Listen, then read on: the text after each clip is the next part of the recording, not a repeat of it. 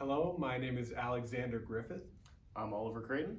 I'm Alexander Koeberl, I'm Gabriel Engelmann. and this is our game, The Levees Were Dry. It is a 12-card push your luck game in which your objective is to score as many points as you can by harvesting on the board without getting flooded out of the spaces.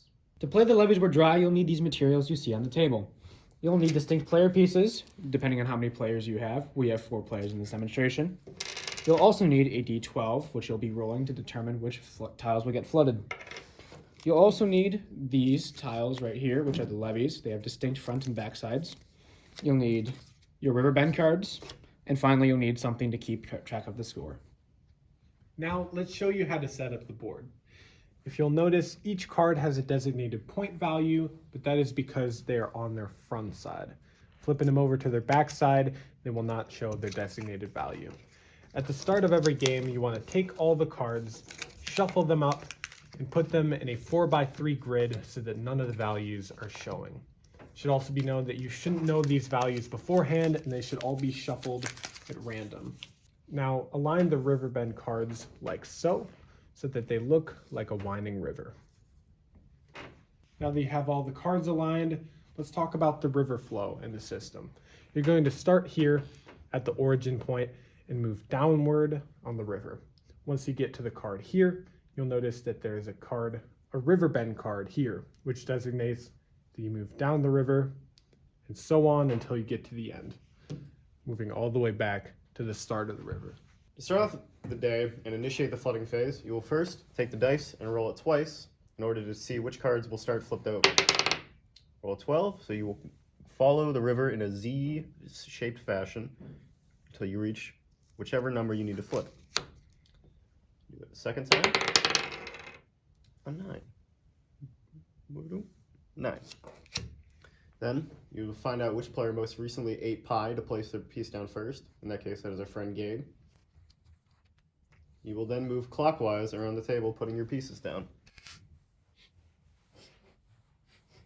To start off the day, you start with the flooding phase. Let's pretend that we rolled a 12. You would follow the river towards the 12, and since it is a flooded space, you would then move along the river to the next unflooded levee and flood it.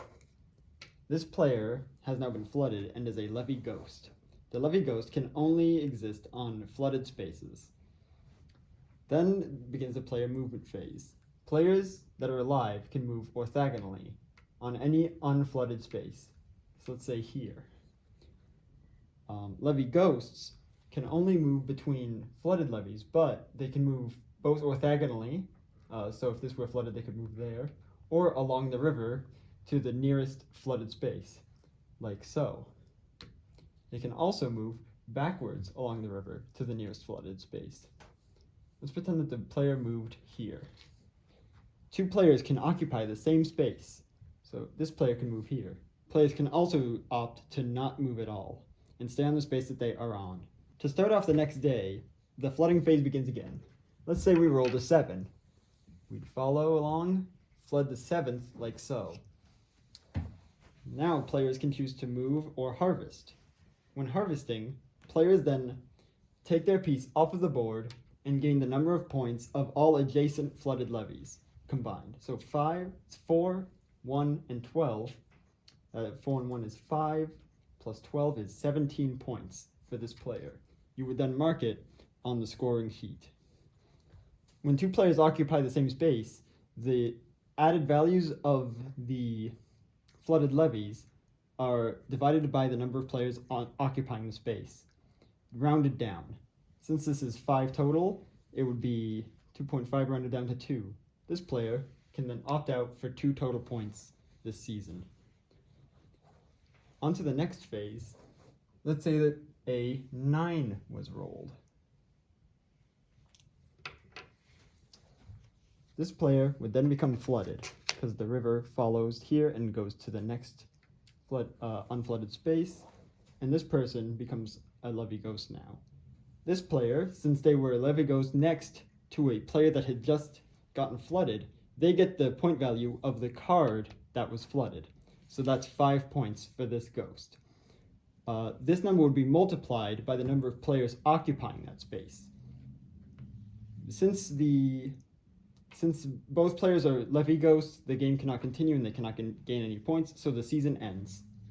Once a season ends, all player pieces will be removed from the board, and the board will be reshuffled face down. This will continue as many times as there are players in the game. For us, there are 4 players, therefore we will play 4 seasons. Or, alternatively, we will play up until a specified point value set by us. In our rules document, we specify that it is advisable that you play up to 75 points when there are 4 players. This can be adjusted for shorter or longer rounds.